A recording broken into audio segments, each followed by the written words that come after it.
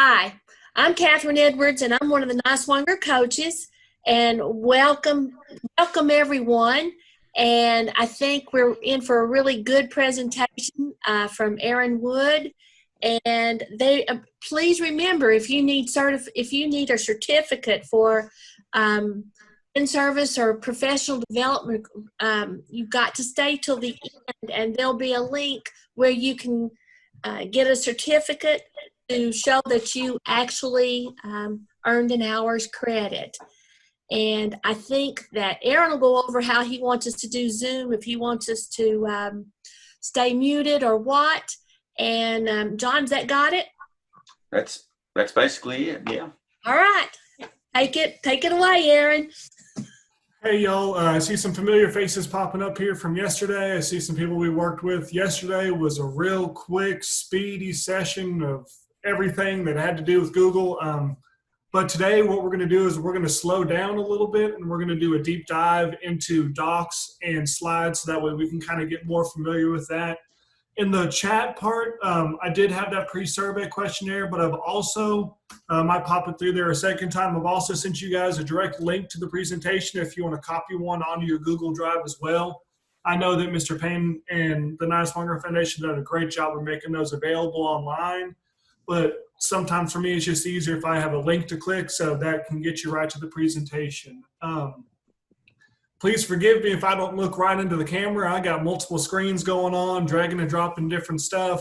So I'll be dragging stuff over there. So I promise I'm paying attention. The best way to bring up a question would be to send it through the chat. So if you'll send it through the chat, I'll keep my eyes on that, and we can kind of go through some of those things that way. My name's Aaron Wood. I'm going to go ahead and switch over to my presentation really quick so that way y'all can kind of go along with me. So you all should see my presentation popping up now on that far side. That's that link to the survey I showed you guys before. And a little bit about me. I'm an assistant principal at Fairmont Elementary in Johnson City Schools. Previous to that, I was a high school testing coordinator. So I was over AP testing, IB testing, EOC testing, any other academic testing you can probably think of. I had my hand in that stuff.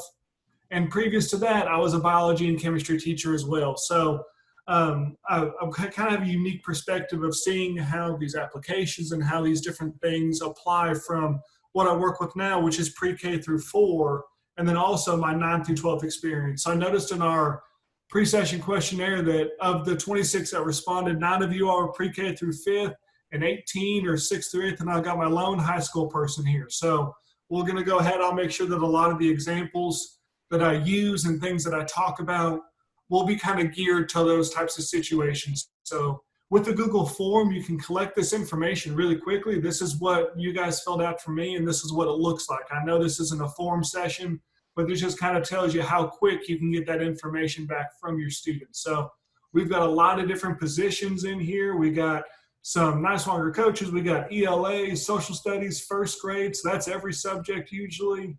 Then we got science, art, orchestra. I'm pretty sure that's Miss Lambert. I miss you. Hope everything's going good at Science Hill. But RTI coordinator, all these different types of things. So as we go through this, I'm going to try to gear some of that. We have a lot of the common answer, which is 3. I feel like that's the safe answer. You're not being too bold with saying you know it well, but not necessarily don't know it at all.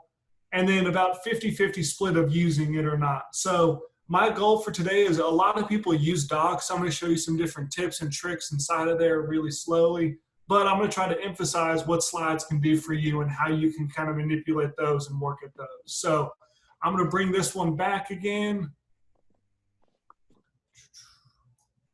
And then let's go ahead and get started. So if you think about Google, there's 3 main applications that you're going to use on a pretty regular basis. So you're going to have docs, you're going to have sheets, and you're going to have slides. So today we're going to do kind of a deep dive into the docs and slides aspects of things. But if you think about this, in my experience, Google Docs is the one that I would use if I had a research paper template. If you're doing a research paper and it's one of those really APA or MLA format papers, I would highly recommend using Google Docs for that. About anything else on here, I would recommend using Google Slides just because of the functionality of it and just because of how easy you can manipulate those different aspects of things. So if we look at this, the easiest way to do it is just to kind of see. So what I'm going to do is I'm going to drag over a blank document that I have. These are the two links, one's to that form and one's to the presentation, just so that way I can kind of make that easy for me. But the biggest thing I want to start with and the biggest secret weapon of Google is right up here on the top of the screen that I highlighted. So that web address is unique for any file that's in your Google Drive or any file that's on Chrome. Everything that you open up in Google is within the internet browser you have. So you have Internet Explorer, Firefox, and the one that works the best is Google Chrome. So right here for your web address, you have docs.google.com. That tells you that you have a Google Doc working. And then you have the document ID. So that's document, and that goes all the way to that TNWQ at the top. So that's your document ID for this specific one. And then you have the verb that's on the end. This is how you're functioning with this current Google Doc. So right now, I have access to be an editor to that. So there's different ways that you can edit that. There's different ways. If I have the permissions, I can change whatever I want in here. I can delete anything. But I have some trust issues when it comes to me and different people working with my files that I might not necessarily want them to be able to edit those things in the same way that I have the ability to edit them. So for example, when I sent you guys the presentation through the chat, instead of edit, I changed that to copy. So what that does is that allows you, so if I go ahead and go to that web address, whoops, wrong way. So if I bring over a slides really quick, because I think it works a little bit better in slides, just real on this one. And I go ahead and I just put that copy on there. What it's going to do is it's going to ask you if you want to make a copy of that. So you don't edit my file. You don't change that. Some different examples of ways you can use this. Are you thinking about KWL charts? You're thinking about Venn diagrams you want your students to fill out? You're thinking of that. But if you think about it, if I go and I make what I want to be a research paper template. So I know for fourth grade writing in our schools, one of the big strategies that they teach them is that Oreo style of writing. So if you have the Oreo, that's your opinion, then your reason, then your evidence, and then your opinion. Restated. So scaffolding students to be able to do this would be great. So if I go ahead and I have this as the template that I'm sending out to my students, what they can do is when they make a copy, they can go in and say,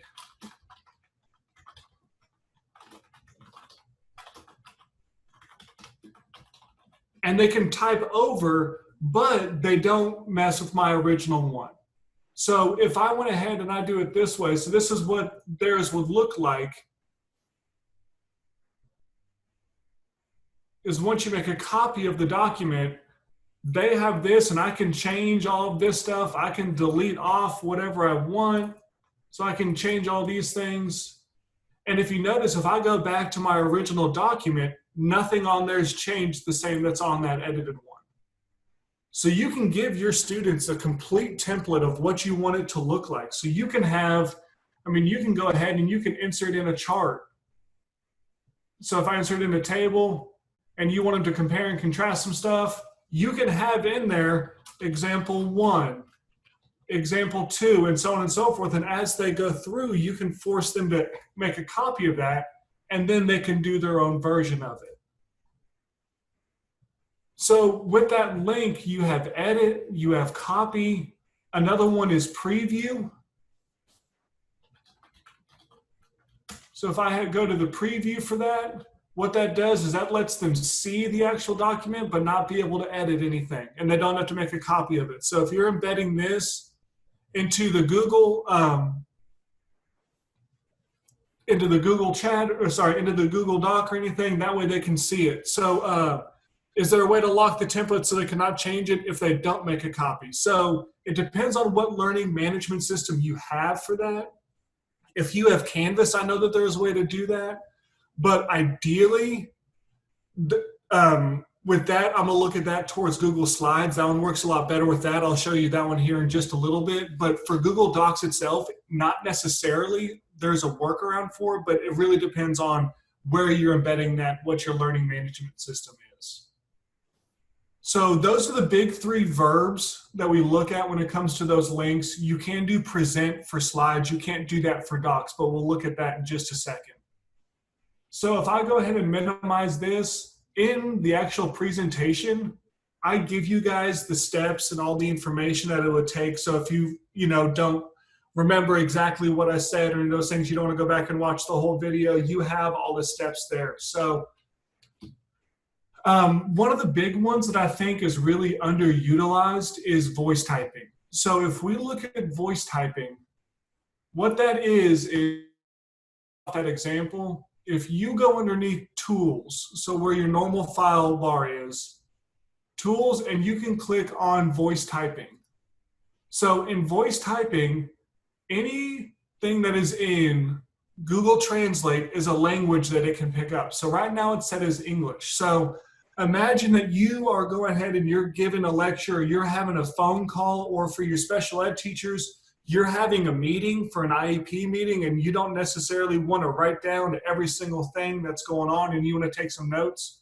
You could click this microphone, and as you start to talk, as long as your microphone is in range, it'll pick up all the words that you say. It'll go ahead and bring down all the right grammar that it predicts, all of those things. So this makes me really self-conscious a little bit about how much I talk and the filler words that I use.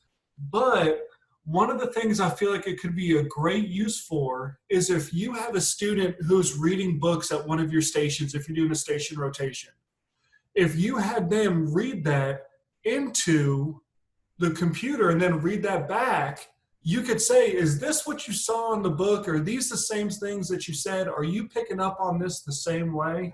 Or if you're middle school and you're practicing presentations and you don't want to have them turn and talk to a partner, you can go ahead and put that on, and they can go ahead and have a transcript of exactly what they said, what the scribe said is going on. Maybe they're doing a chemistry experiment and their hands are full, and you do not want them to go and have to go back and forth. They can have their computer on and then just take notes of what they're reading, what their measurements are, what their concentrations are, stuff like that. Where this could really help is if you have a parent that you really struggle communicating with because of the language that they speak. Because let's be honest, we don't know every language. A lot of us know maybe one or the other, but I know for a lot of my parents that I work with, especially with our RTI program and other different programs that we have, Spanish is a big language that's spoken within our population. So I can't translate that. I'm not very good at going through that. But if you change the language at the top to Spanish, it has all the different dialects to try to do better at it. But I just usually use the main one. And you turn this on, and they're saying, ¿Dónde está la biblioteca? Va a tú a las 3 en la mañana. Yo necesito comer en una hora. Something along those lines. It'll go ahead and copy down what that parent is saying in that language. So you can record that. Let's say she had a phone message, and you can't really go through that. Now, the problem is I still don't know what a lot of this means. I took Spanish in 8th grade, and that's about all that I remember from it. So with that, if you go to tools, you can translate your document.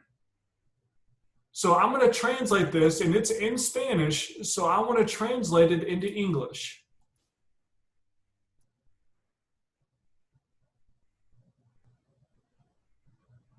And it translates it. Now notice, I did not say, where is the Apache library at 3 in the morning? I said, where is the library? And I'll come pick the student up at 3 o'clock in the afternoon. And I need to eat an hour, which is pretty much true. But with that, you can communicate with your parents by recording that voice, translating that, and then you could also type in whatever you want in English, transfer that over, and then you could send them that so they can go ahead and access that material. So if you have students who are coming in who might necessarily have English as their primary language, and it's really holding them back in their academics because they can't access the test, the assignment, the document, you can translate any document you want with that through Google Docs. So an example of this is in our school system, we send out our RTI letters pretty frequently. So if I take a look at what one of those letters looks like, here is the standard letter that goes home. So I've translated this into a Google Doc. It's all about, the progress that their student is making. It's got our contact information, stuff along those lines. Now, if we know that at home, the parent doesn't speak this language, then there's not really a way to go through it and have them access that material the right way. We've all sent those letter homes. We're like, I know that they're not going to be able to read this, but I know that when I was a high school testing coordinator, we had a student who, let's see if they have it in here, who spoke Urdu. And I had no idea what it was. I thought a kid was playing a joke on me, but translate this document. You can translate it. If Google Translate has the language accessible, it will translate that document into whatever language it is. Now, is this going to be perfect grammatically? No. But it does allow them to access that material a lot easier than what it would normally be like if you send it home in English only. So, and then what's nice is it did not edit my original file.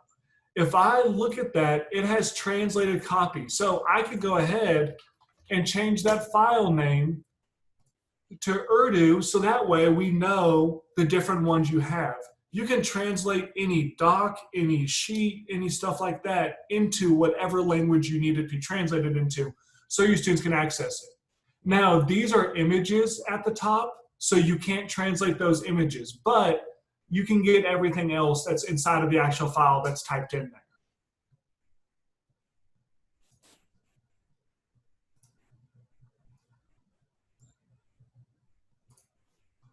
Inside of the Google Docs, one of your secret weapons is down here in the bottom right-hand corner, this Explore button.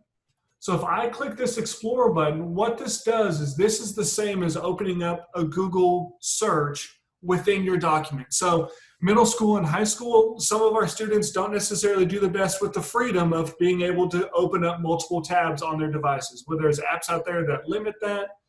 But inside of this, you can lock them down to that one thing. So let's say that they're doing a research project on, I don't know, let's say Abraham Lincoln. And they go and they search that. This brings up Google within their tab. So you have, usually Wikipedia is the first one that pops up. And then after that are the different ones that are going on. Now, high school and middle school English teachers, if you look at citations, we want to make sure that they cite that stuff. We want to make sure we know where they got it from. Google allows you to do that as footnotes in the bottom. And this little snowman here is your gateway to a lot of different things, no matter where you are in the actual application of any of them. So if I click this, I can tell it which version of citations I would like for it to do. So it has MLA, it has APA, and it has Chicago. So for this, let's say I'm writing in the social sciences, it's about psychology, so I'm going to go ahead and do the APA one. And let's say that they decided to, if they copied this, Abraham Lincoln is the 16th president of the United States, so they copy this, and they paste it over here. What they can do is they can highlight that, and over here, you can cite that as a footnote. And it does all the formatting for your students. It gives you a link to where they got it from. It gives you all that. So you don't have to worry about any of that stuff. It has the dates on there. It has when they retrieved it. It has all of those things. And that works for this. And it also works for images. So let's say that you wanted them to have a picture of Abraham Lincoln inside of their presentation. If you notice, if I hover over that, it gives you the direct link to that. And this filters out, so this goes through your school's filter, and it also filters out any images that you're not allowed to use for copyright reasons. So anything that pops up here is allowed to be used and is full access for free access. Now, we've all had that thing with Microsoft Word where it's really hard to resize things. Google Docs doesn't make that any easier when it comes to the formatting, any of that stuff. It's still pretty much locked in for those same things, which is why when we look at Google Slides, I feel like that's going to be a tremendous resource in the accessibility of that. Now, if we go ahead and we look at what's next, there's a citation, so that shows you exactly where to access those, so that way you have references for that. What you can also do is, let's say that you want to have a database or a hyperdoc. So I'm going to go ahead, I'm just going to make a new one because this one's pretty much set into that one. So let's say that we have this and you want to have one place for your students to go to get all of their information. An example of this is referenced at the end of this presentation. Stacy Klein is a phenomenal Google certified trainer. She has a lot of different resources that's out there. So I've given you guys access to what she puts out for free. So what this is this is a hyperdoc. If you notice, this is just one Google Doc. And what she has done is she has made 10 different units for how to prepare for that Google Certified Educator exam. So each one of these little things inside of here is an actual hyperlink to where you can go, where you can get more information. Think about this in your class. You can do a choose your own adventure. You can do a personalized lesson plan. You can give a topic of, hey, go and research any one of these 4 topics, and you can link them to the resources you want them to do. Anything that has a website, you can link to. So you can link to other documents that you have created. You can link to slides that you've created, because in Google, everything has a website. Everything has that, so you can share anything you want to in there. You can link to videos. You can link to audio. You can link to pictures, any stuff like that. I know that there's a teacher at one of my schools who has a hyperlink at the end of her question, and it's like, okay, do you think that it's 8 or 9? And whenever they click that, one of them goes to an image of a green check mark, one goes to the image of a red X. So the kids immediately know what it is. So whenever they click through and they do a choose your own adventure, you can go through that and figure that out at the same time. But imagine that if you had your lesson plans and you had a cover sheet of which topics you're going to cover, you could link them to your lesson plans and just have a database of things that you can pull up. So as you go through that, just think about how you can access those different things by linking anything that's in Google. I mean, if I bring over my Google Drive, that has a website as well. So if you think about it, you could link to folders that you have. You can link to individual files. You can do anything. You can have this as a one-stop shop for your parents to get information for your class. But if we go ahead and think about that and move on from that, we're going to move into Google Slides. So one of the other things is in Google Slides, you can do a couple things. So the first thing that I want to look at, when I figure out where I originally was, is, sorry, give me a second. I get lost in my tabs a little bit. Google Drive, there we go. New slides, okay. So if I bring over just a blank Google Slides presentation. So this is to look just like your standard PowerPoint. It has the same kind of function, same kind of capability.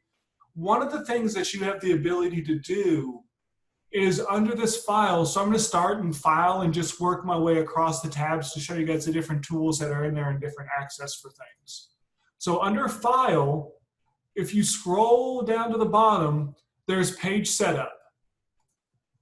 So in this page setup, right now it's set up for just a normal computer screen. So it's set up for a 16:9 resolution, ability for widescreen. If I click on that, I can go to custom. So under custom, you can have any measurements that you want. You can have centimeters, you can have points, you can have pixels, but the one that gives you the best bang for your buck is going to be inches. So a standard piece of paper is 8.5 by 11 inches. And there you go. You have a digital online piece of paper.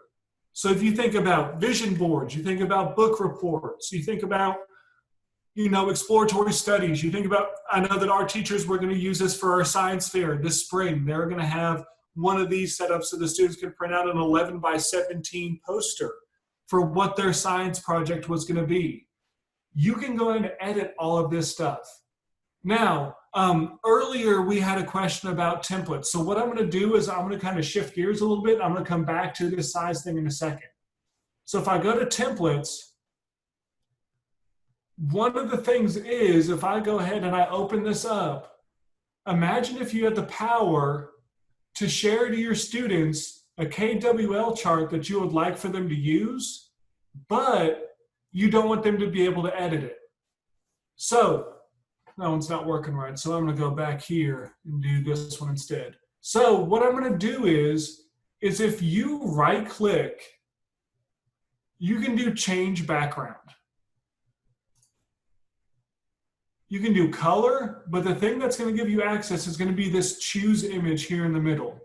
So with this, what you can do is you can upload an image from there. You can take a picture of yourself, or for students, you can take a picture of their work and upload it and edit some things. You can, if you know that, but the biggest thing is doing a Google image search. So if I search, let's say that we want our students to do a KWL chart to start off the beginning of a unit. So if I look and I've got this KWL chart, I'm going to go ahead and insert that as my background.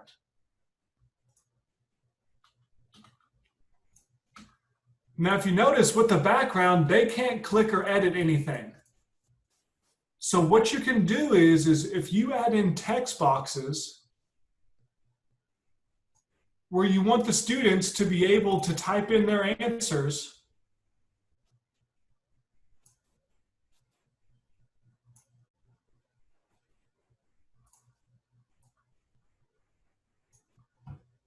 and then if I go to the top here and change that edit to slide, to copy, what that's going to do is that gives them an individual copy of that assignment that they can go in and edit as their own. So let's say that we were going to do that for, this presentation. So they can go ahead and say, what's the topic? It's Google Docs and Slides. And you can go ahead and they can type in this.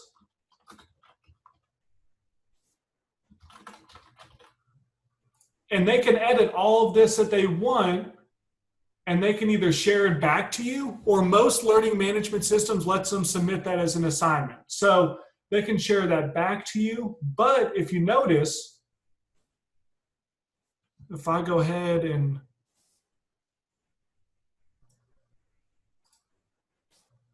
go back, my original copy template has not been changed. So the original one that's going to pull up didn't have any edits to it whatsoever.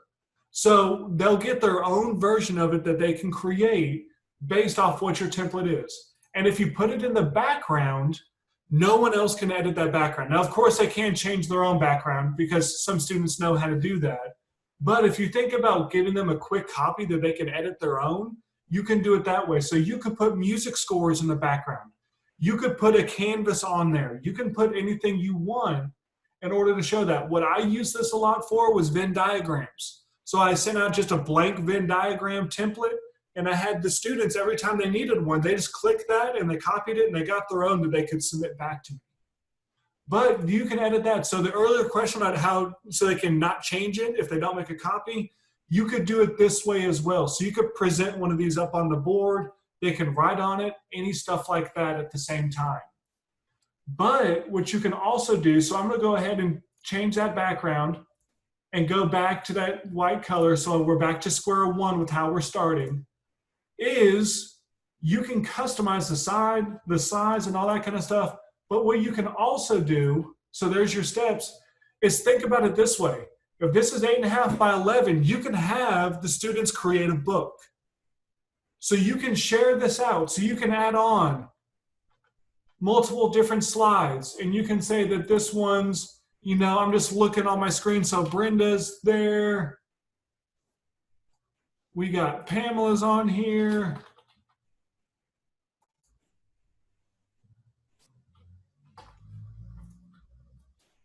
And we got Holly. So if we look at this, you can individualize who gets which one. Now, we've all had that moment where someone's gone in and edited the wrong one. So if I'm in here on Pamela's slide and I'm going and I'm saying, okay, this is my project and blah, blah, blah, blah, blah, and I'm adding in all this other stuff. And she comes up to me and she says, Dr. Wood, someone's using my slide. I can be like, well, let's go back and change it. If you notice this all changes saved in Drive, you can click on that and it shows you who made the edits on which slide. So if there was more people logged onto this, they'd each have their own different color. So right now mine's that teal color. So I can say if it's like someone put something derogatory or something along the lines on someone else's slide, or somebody put something on there that they're like, I didn't put that there, and you need to go back, you can see who made edits and when. What you can also see is if you change this, so if I'm going to exit out of this, and this is Pamela's group, and you've assigned this group to 6 or 7 different people, more than likely, let's be honest, 6 and 7 is too much. So 3 or 4, so if you have 3 or 4 people in this group and you notice that Aaron is the only one that did anything, that's a conversation you can have with that group about that. So I know one of the things on the team evaluation is that for themselves, but also for the individuals within the group. So you can look at that by saying, okay, I can give some participation or some effort based on who's making the edits inside of that. What's nice is you can also go back to any version of this. So I'm going to go back to what we started with. So this 258 one, more actions. So I'm going to go back and click restore this version.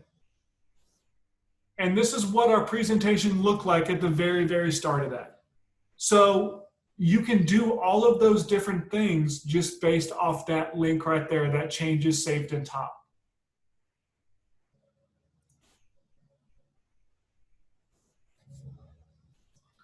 One thing that I feel like is really easy to do is in our school, we like to give student recognitions a lot. So we have kind of a slide deck, you know, your lunch menu, different clubs that are meeting, different stuff like that. When you publish to the web, so if you do file, publish to the web, what that does is that you can either do it so you can embed a link and they can go through that, or you can embed it.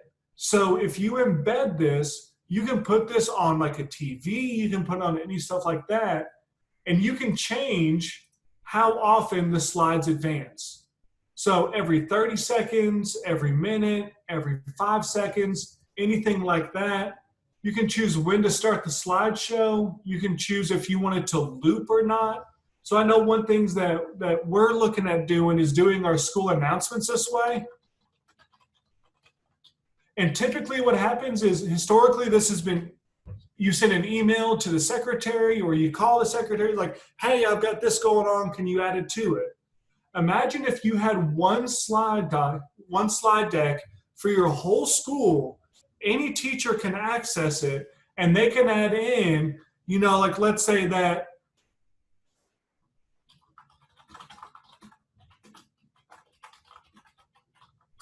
you know, Aaron got his 30 AR points today or something along those lines. You can get those different things and not have to have one person that always goes through. Since it's going to be published to the web, you can have it going on the TVs throughout your school, since most of those access the presentations and whatnot through an internet connection of either a laptop or usually like a Chromecast or a Fire Stick or something along those lines. But you can have it that way as well, to where each teacher can edit each individual thing. And when you publish that, you can decide how quick it advances through the slides. So more than likely, you're going to want like every 30 seconds or so if you're looking at school, because by the time you get their attention, they go through, you can do it that way. Or if you just want to have your presentation up and you just want it to loop through while you're working with groups about what they need to do, you can do it that way as well.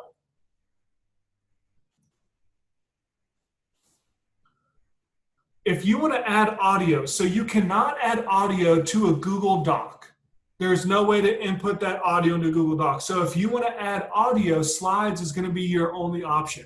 So if I look at this, there's two different ways that you can embed your audio into your slides. So I'm going to go ahead and delete off this example. And I'm going to say, okay, we're going to do a read along to Mo Willems. So if we're going to go ahead and do that, and I want to have this as my presentation that's up on the board, you know, what you can do is you can do two things. Number one, you can record yourself reading Mo Willems. Typically to do that, you're going to record yourself on your phone, and then you're going to take that file and upload it to your drive more than likely. Because the only way that you can insert audio for an actual file is if it is within your Google Drive. So it's either in your My Drive, your shared drives, your shared with me, or your recent audio files. So there's no way to insert audio from a website of just like the file. So it's got to be actually on your Google Drive if you want to put that audio in there. My preferred way of doing it myself, if I'm going to just use any recording, especially if you look at different things like that, is I'm going to insert a video. And you can search YouTube based off what you need. So if I'm going to go ahead and do a Mo Willems book, let's say that we're going to do, I really like slop. What that does is that inputs that YouTube video directly into this slide. Now, on the far right, you can do some, I want to play the whole video. You only just want to play a certain part of it. You can edit that start and end time. So you can go ahead and you can play through this. And let's say that I don't need that intro. I really want to start at, 15 seconds in. But I know the kids will only going to do 1 minute. You can do it that way. What else this allows you to do is if you take a YouTube video of yourself reading a book, you could break that time down into different slides, and you can use that to progress your way through you reading a book to the students. So you can use the time to do that. You can autoplay it when presenting, or if you don't want any of the background noise, you just want to see, let's say you're doing math and you want them to solve a math problem and you're showing a Khan Academy video of them breaking down those steps, you can mute the audio as well. So one thing that I have personally done is, let's just say that I just want the audio from this. I don't want the video. You can take this and make this video as small as possible. Now, that video, you can have the audio from it, but you don't have any of the picture.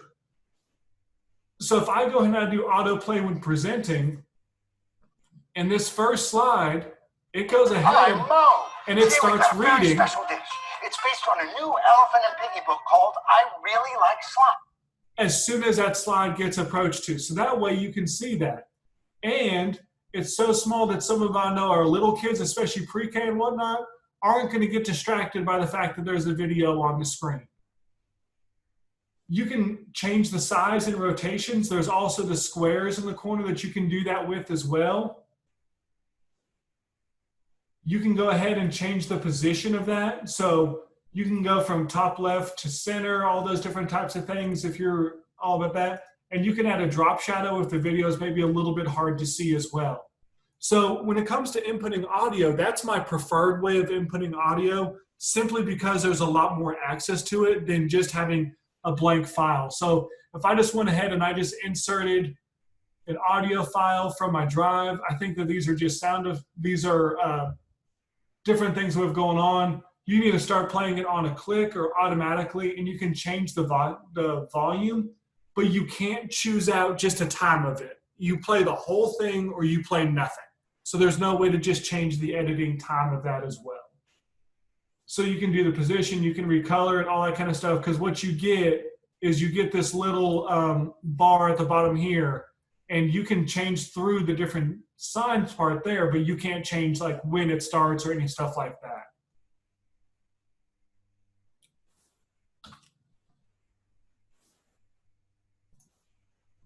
One of the things that we look at that you can do is this. So let's say that you go ahead, and I know that I'm going to be in a big, auditorium or something. I want you guys to be able to hear. So in case I talk really low, you may not be able to hear me, or we all have those students that don't talk loud enough for the back of the room to be able to hear them.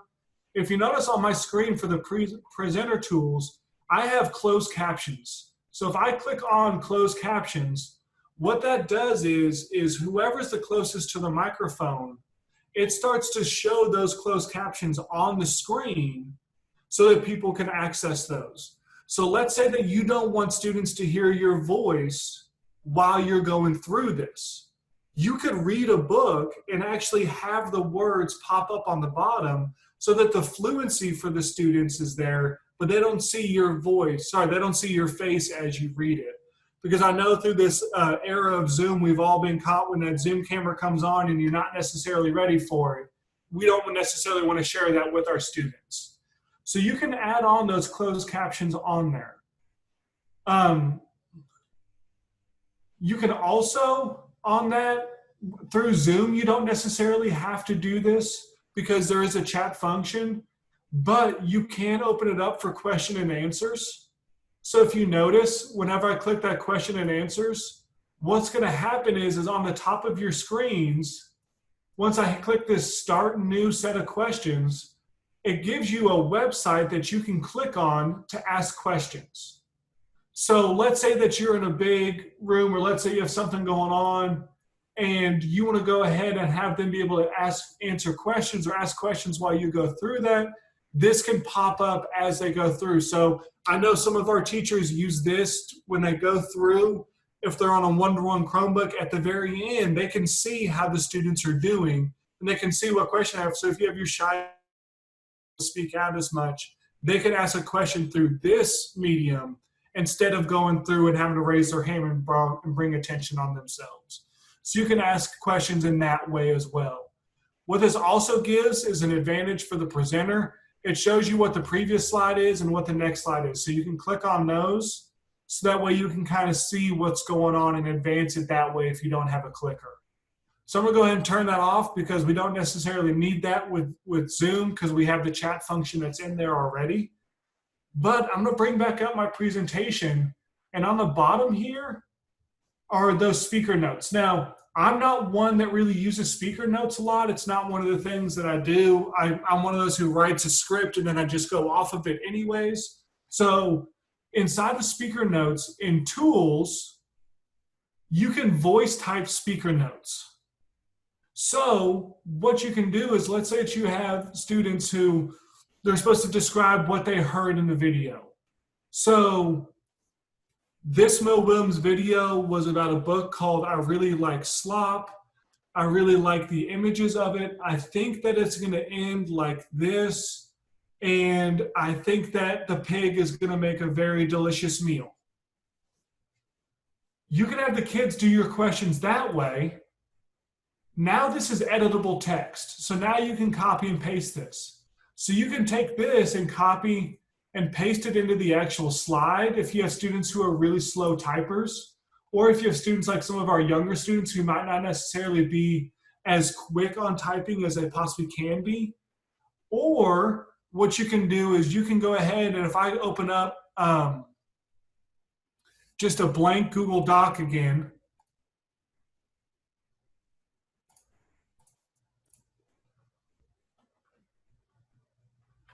I can paste this over onto this Google Doc from Slides and actually have it be translated. So you can translate your notes, your steps, any stuff like that into any language that you want them to be. So let's say that you are, a Spanish teacher and you want to have your students record what they want to say in English and then record what they say in Spanish and see if they're the same, you can go through it that way as well. Now, recently, Google Slides has had the ability to change the language of the slide, but I've noticed that the translating is a little bit easier. So this is just inputting in language typically. It's not going to translate your document. So this is what keyboard that they're expecting it to be able to use or be able to go through. So I almost went to USA for language, and that's not a language. There we go. Okay, so back to English. So with that, you can record speaker notes in there as well. What this can also do is if you record yourself as you're giving, you're going through slides, you can go ahead and give that. So if a student's not there, you can record what you would say about that slides for your students. So if they're absent, they can see the steps because we don't put all of the information on the slide, but we can talk about it usually in class.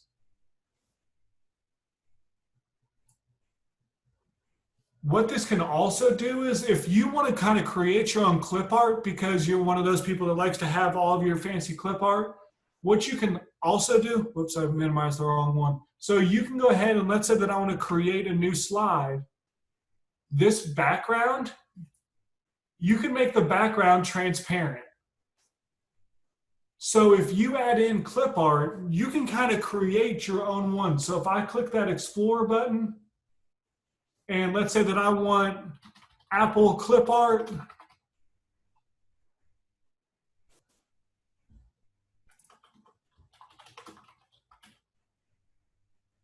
And I do images. What it can do is it can bring in that.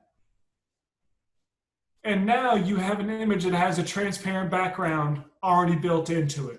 So you can edit all of these different things. But what you can do is you can do File, and then download, and you can download it as all of these different things. You can download it as a PDF, or you can download it as an image. So you can download whatever you're working on as an image itself, so you can go ahead and create your own kind of images or personal clip art. So you can layer on your name and have your name, and Apple as its own clip art. But what this can allow us to do is if I go, forget which tab this one's on.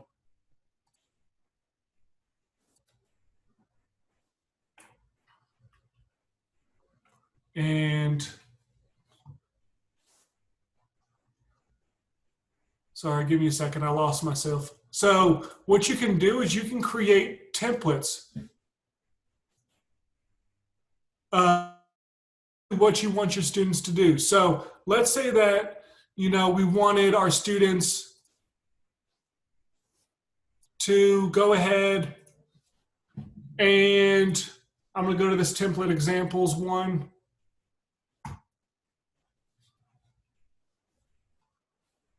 Sorry, this is the problem with having multiple screens. But if you go ahead and I'm going to make a template example. Let's say that you want to go ahead and you want your students to do a math problem with an example of an apple tree. So what you can do is let's go ahead and let's change our background. So let's go ahead and we're going to choose an image and we're going to search for a cartoon tree. So there we go. All right, we got a tree. So we got that. Actually, let's do this a different way, now that I'm thinking about it. So we're going to go ahead and we're going to insert an image, and let's search from the web for that. So let's do a cartoon tree this way. So we're going to go ahead and we're going to insert that tree. Okay, we're going to drag this over to the side.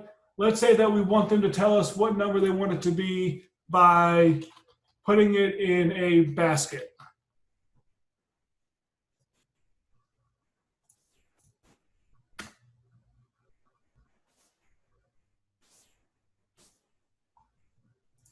So we're going to go ahead and let's put a basket down here in the corner. And let's say that we want them to tell us how many is the math problem by doing different apples. So if I go ahead and I add in an apple, let's go and add in an apple right there.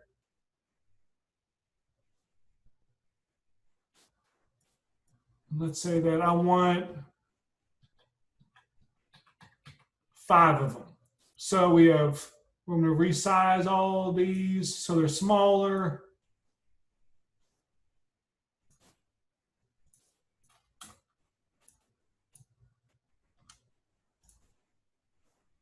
So let's go ahead and let's minimize all these a little bit and bring these over. What this will allow us to do is let's say that we have this.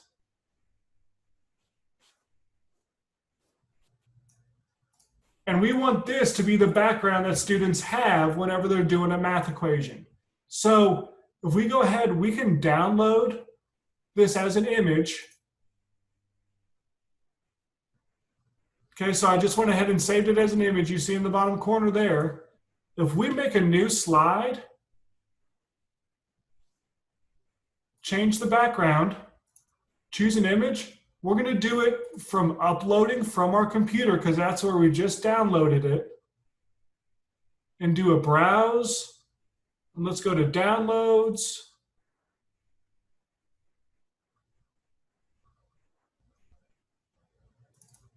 And this is the image that we just created.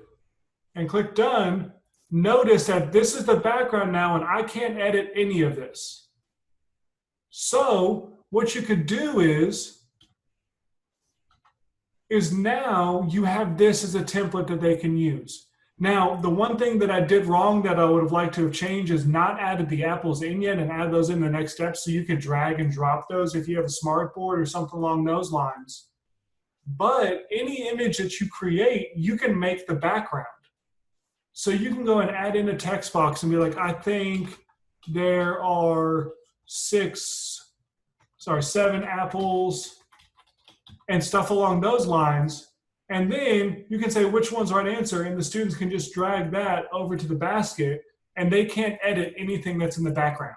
So if you have a different template, like a KWL chart or something like that, or if you have your own personal one, like you're doing the Frayer model for vocabulary or something along those lines, you can make your own background, and when the students access that, they can't change anything that's in that background unless they change the actual background. That'd be the only way that they could interact with anything that's on the back there.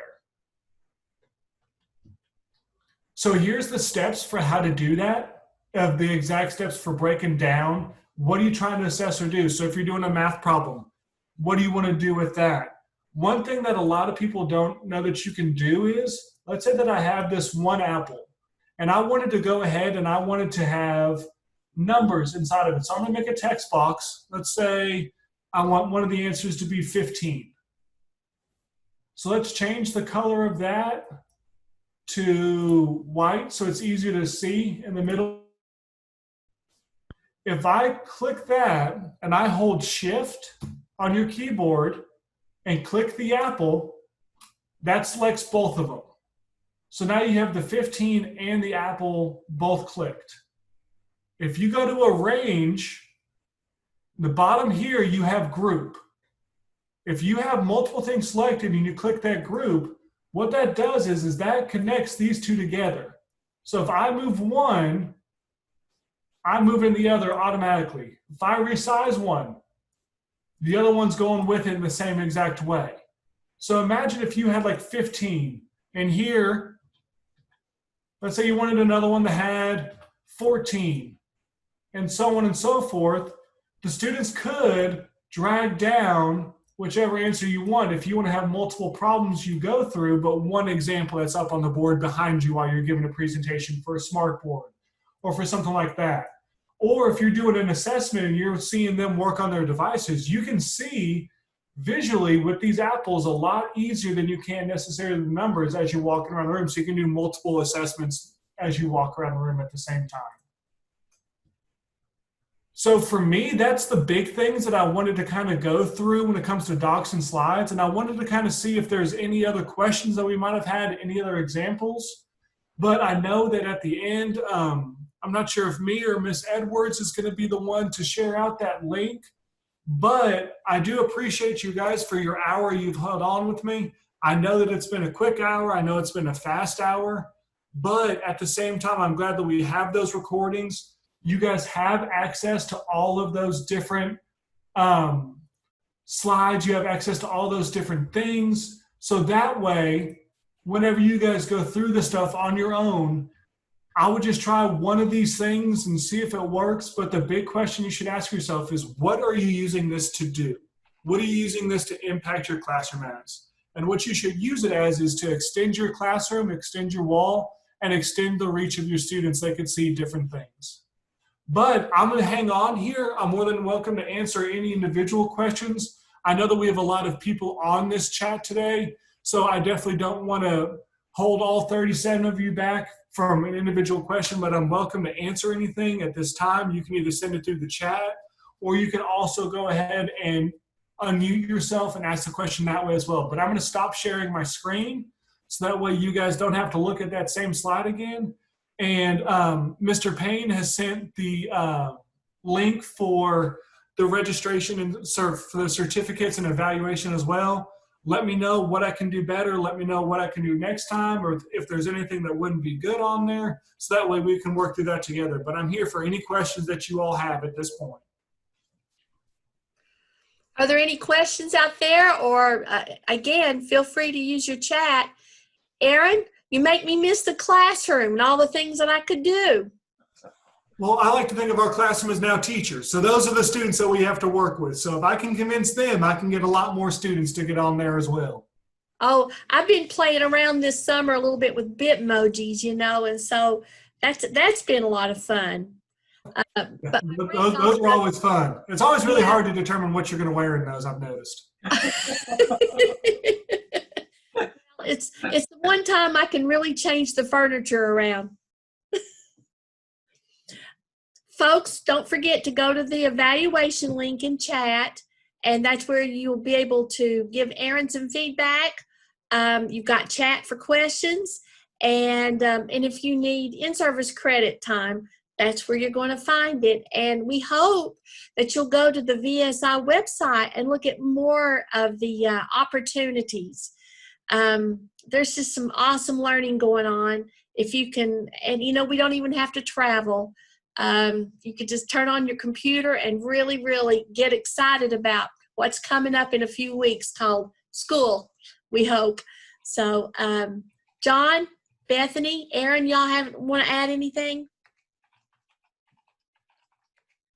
Just a thank you to Aaron for sharing your expertise with us. No, I'm here to answer questions. Ms. Hummel, I know yesterday we talked about with that Google Slides and whatnot. Does that help with breaking down the video a little bit more for those slides aspect of things if you get yourself recorded doing that? I think you're still muted, Ms. Hummel. Yeah.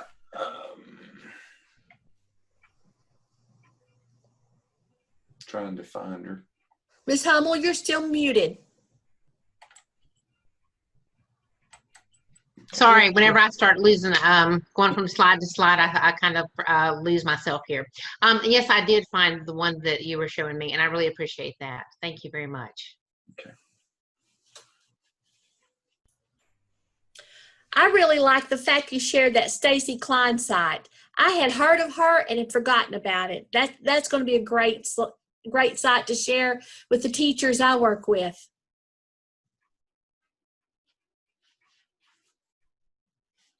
And the links to those are the very last couple slides of the presentation. So if you access that presentation, you can go ahead and get those as well from there. Okay.